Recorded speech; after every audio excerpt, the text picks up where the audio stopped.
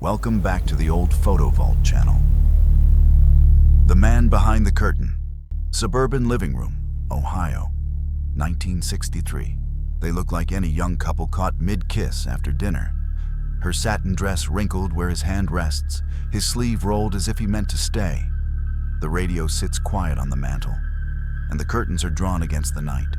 Only later does anyone notice the shape pressed into the fabric behind them. A darker patience that does not belong to lamplight. Margaret said she felt suddenly shy when the shutter clicked, as though someone else were in the room. The house had belonged to her father's brother, Edwin, who never married and died there during a winter blackout, standing too long near the window. Neighbors remembered how he disliked curtains, said they made a man feel hidden.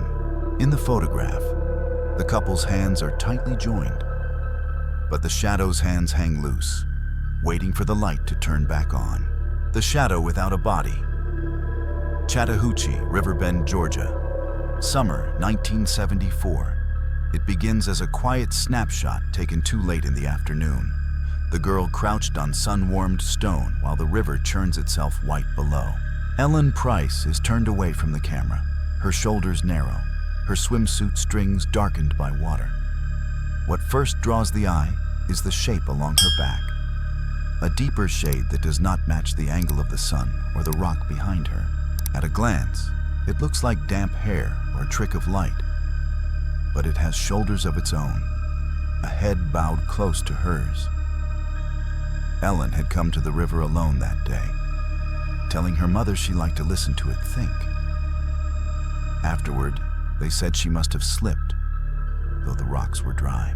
In the photograph, her shadow falls forward, but the other one clings to her spine, as if holding on, as if it arrived before she did and never learned how to leave.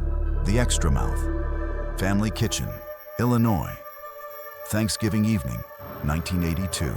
It looks like a careless holiday photo, taken just before dinner when the counters were crowded and no one stood still long enough to be sharp. Linda is leaning back against the cabinet, teasing the camera with her tongue out, while her mother concentrates on a pot that needs scrubbing. The oven hums, the red backsplash throws a warm glow, and the room feels full, in the ordinary way kitchens do on that night. What goes unnoticed at first is Linda's face, or rather, how it seems to be repeating itself. Her features blur and overlap, as if another expression is trying to push through the one she's wearing.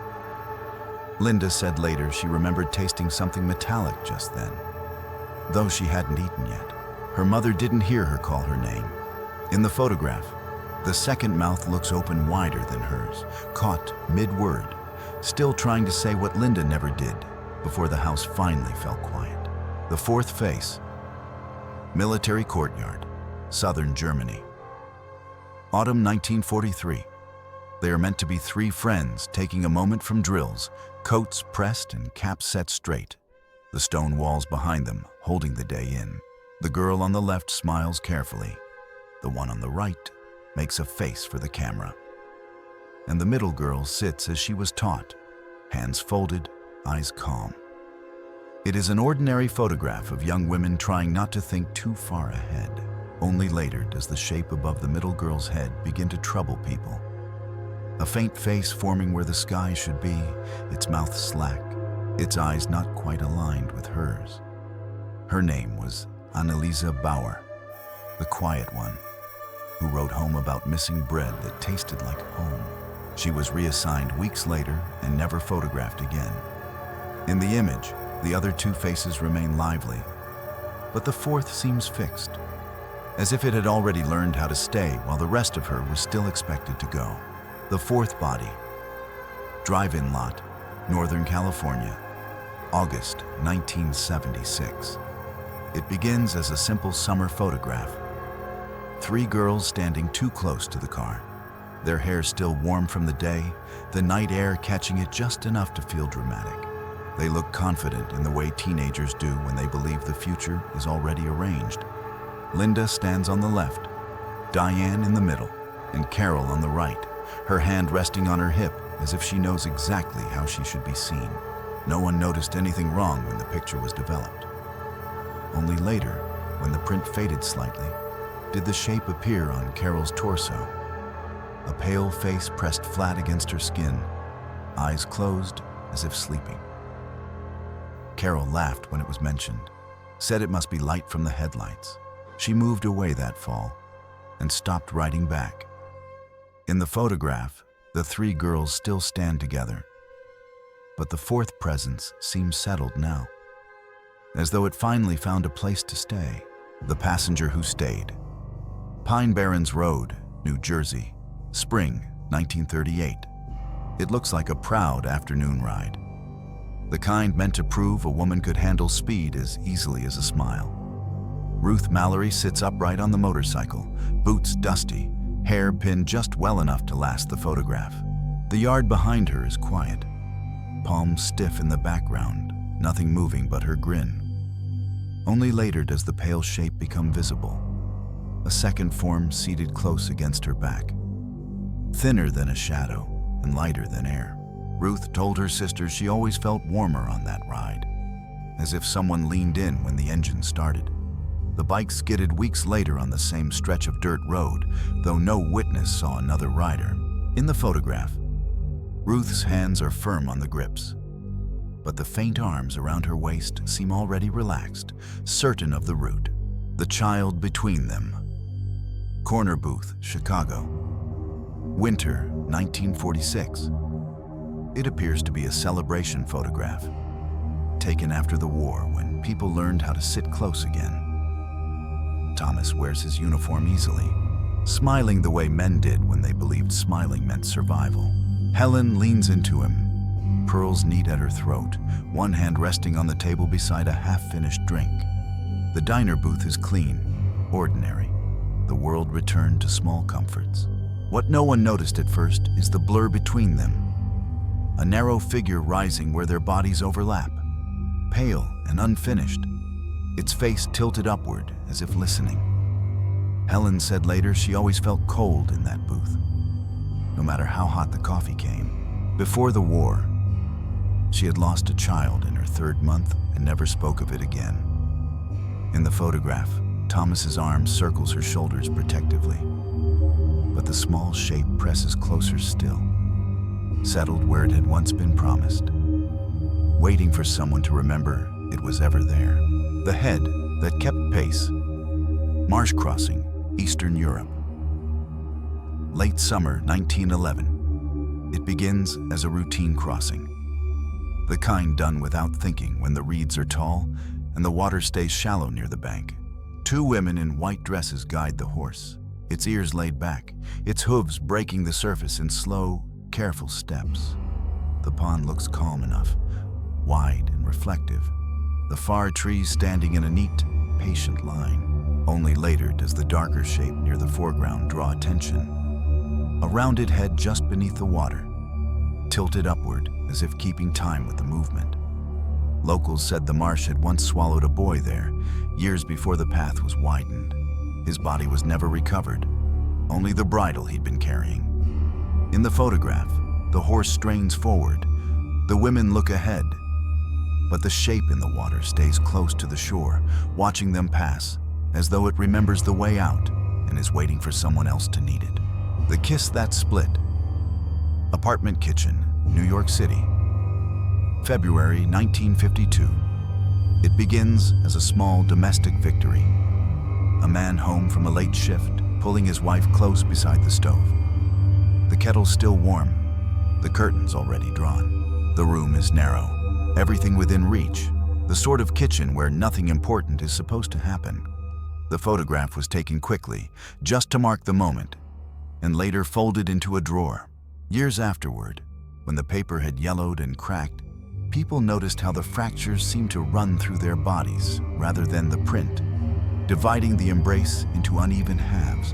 The woman's face appears held too tightly, her mouth pinned in place, while his arm looks as though it belongs to someone standing slightly behind him. She used to say that night felt longer than it should have, as if the clock stalled while they stood there. In the photograph, they are still kissing, but the space between them has learned how to open, and it never quite closes again. The Heartwood Witness, Riverside Sawmill, Oregon, autumn 1907. It begins as a workday record. Two men posing with their axes before the biggest cut the mill had ever claimed. The log's face fills the frame, pale rings stacked tight as years, the grain calm and obedient. The men look proud in the practical way of people paid to finish things. Only later does the center seem to look back. In the Heartwood, a darker figure gathers. Narrow shoulders, a head bowed as if listening through the noise. Old hands said the tree stood alone at the bend, spared storms by the river's curve, and that children used to rest against it when the heat pressed down. The cut went clean, but the mill quieted afterward. Belts slipped, saws sang thin. In the photograph, the axes are raised and waiting, yet the shape in the wood remains, unsevered, holding all the summers at once, as though the tree learned, too late, how to remember itself. The seat he kept, front parlor, St. Louis, autumn 1979. It begins as a careful room, arranged to look untouched. The pale sofa centered, the embroidered pillows plumped, the lamp switched off to save the bulb. The cat sits alone on the rug, small and exact, paws tucked neatly as if instructed to wait. His name was Oliver, and he had learned the habit from a man who used to rest there every evening, shoes aligned, hand lowered just enough for a familiar head to find it. After the funeral, the house kept its manners. The cushions never shifted. The air held its breath. In the photograph, a faint vertical blur rises beside the sofa. No shape you could accuse, only a thinning of light where someone should be. Oliver would not sit on the couch again. He chose the floor, facing it, patient and loyal, guarding a place that no longer needed a body to be occupied. The man who stepped out. Country road near Bastogne, Belgium. Winter 1944. It begins as a record of machinery failing. A tank burned through and stopped at the roadside, its number still visible beneath soot and ash. The trees stand bare and patient, the fields pressed flat by cold, the war reduced to a single, frozen moment. Someone took the photograph after the fighting moved on, when the fire was already learning how to die. Only later does the figure appear beside the wreck, pale and upright, as if he has just stepped down from the heat to breathe. He does not look wounded. He does not look afraid. Men who survived that road said the driver was a school teacher before the war, careful with words, slower than the rest. In the image, the tank is broken beyond use. The road leads nowhere, but the figure stands lightly on the earth, facing away from the fire, as though he has finally been dismissed and is walking home without needing to hurry. The Third Veil, Walled Garden, Dorset, June 1909. It begins as a quiet wedding portrait, taken after the vows when the garden had grown still again. The two women stand close, lace veils touching, their bouquets gathered carefully between them, as if sharing a single breath.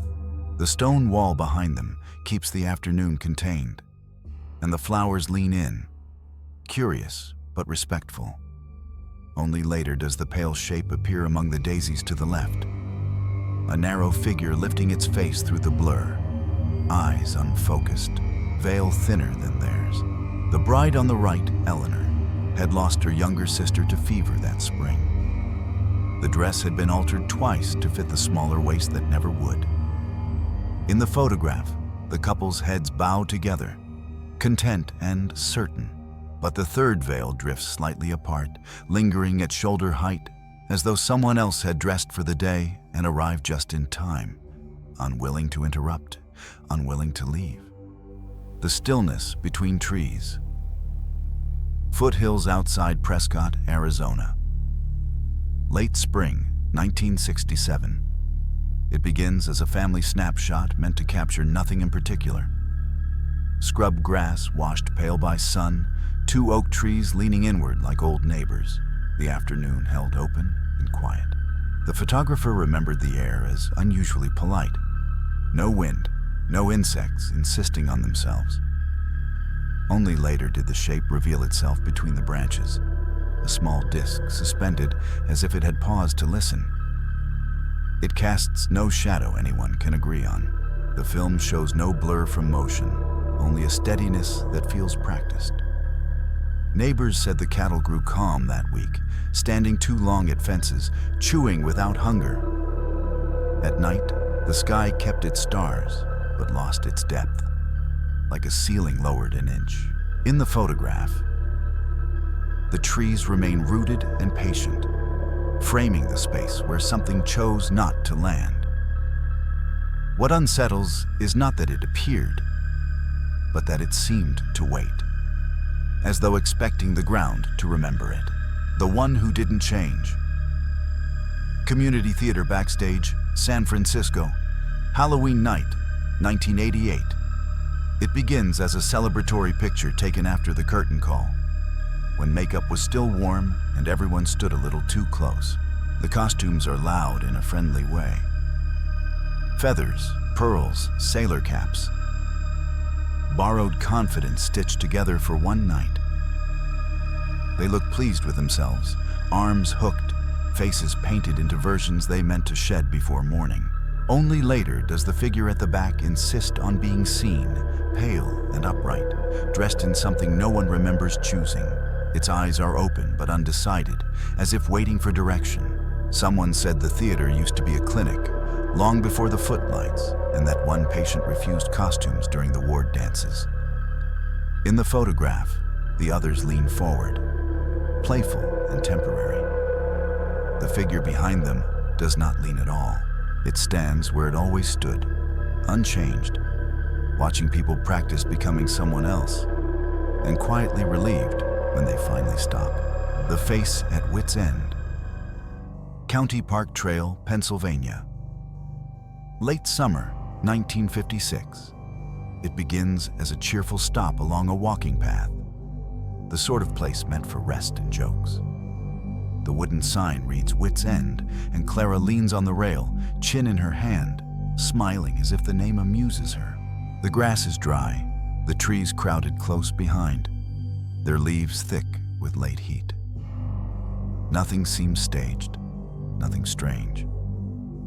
Only later does the face emerge in the dark brush to the left, pale and intent, shaped too clearly to be shadow alone. Clara said she felt watched just then, though no one else was near.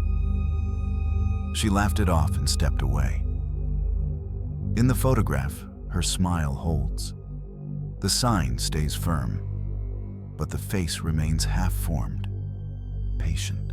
It looks less like something appearing than something that had already been there, waiting quietly for someone to finally look back before turning around and leaving the path. The habit she loosened. Parish Hall basement, Milwaukee, winter 1991. It begins as a joke caught by flash, the kind everyone promised not to tell the Mother Superior about.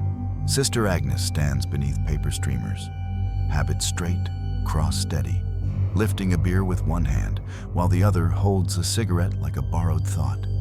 The balloons sag in the warm air. Someone's radio hums from the corner. She looks surprised by the camera, not ashamed, more curious, as if testing how much of herself might step forward without consequence. Later, when the print is examined, a thinning of light gathers at her shoulder, a second outline where the veil should fall, softer, less certain. Agnes had taken her vows young, before her mother's illness, before the nights grew long. In the photograph, her eyes are wide and present, but the pale shape leans away, loosening at the seams, as though something faithful finally learned it could set itself down and still be held. The uninvited laughter. Living room gathering, Ohio. Spring, 1965. It begins as a harmless party photograph, the kind taken after cake when the furniture has been nudged out of place and everyone is louder than they mean to be. A boy in a suit leans back too far, arms flung wide, while the girls steady him, skirts creased with laughter. In the back, an uncle grins from the doorway, pleased to be included. Nothing seems wrong until you notice the dress on the left, how the fabric holds a face that isn't laughing. It presses through the pattern, eyes wide and wet, mouth unsure what to do with itself. Margaret, who wore the dress, said she felt suddenly cold at the knees, as if someone had sat where she meant to stand. She'd lost her younger brother the year before, a quiet child who hated noise and hid under tables when guests arrived. In the photograph, the others are mid-cheer, but the face listens closely, learning the room, waiting for the noise to pass before we end. Remember this: old photographs don't scream. They whisper. They wait quietly for someone patient enough to notice what doesn't quite belong. So take one last look. What did you see that others might have missed? If a face, a shadow, or a presence stayed with you longer than it should have, tell us in the comments. Your eyes may catch something no one else has yet. And if these images unsettled you in that slow, lingering way, don't forget to like the video, subscribe, and join us again, because there are still countless old photos out there, and not all of them are finished telling their stories.